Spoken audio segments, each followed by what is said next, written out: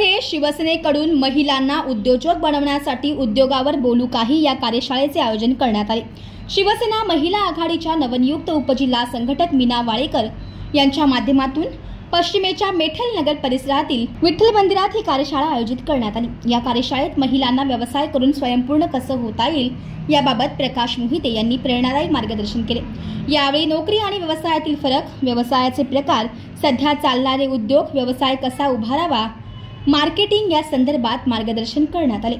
यावेळी कार्यशाळेत महिला मोठ्या संख्येने सहभागी झाल्या। या कार्यशाळेचे आमदार डॉक्टर बालाजी किनीकर यांनीही कौतुक केले।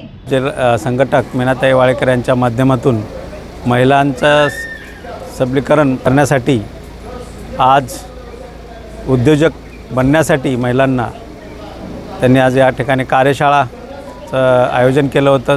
जवळजवळ 500 ते 550 महिलांनी या ठिकाणी भाग घेऊन एक चांगला कार्यक्रम जे यशोदाचे मार्गदर्शक प्रकाश मोहिते सरांच्या माध्यमातून हा कार्यक्रम या ठिकाणी झाला। महिलांसाठी खूप महत्त्वाचा सबलीकरणाचा, मजबूतीकरणाचा आणि त्यांना एक उद्योजक बनवण्याचा कार्यक्रम आज मीनाताई वाळेकर यांनी ठेवला। त्यांचं मी खूप अभिनंदन।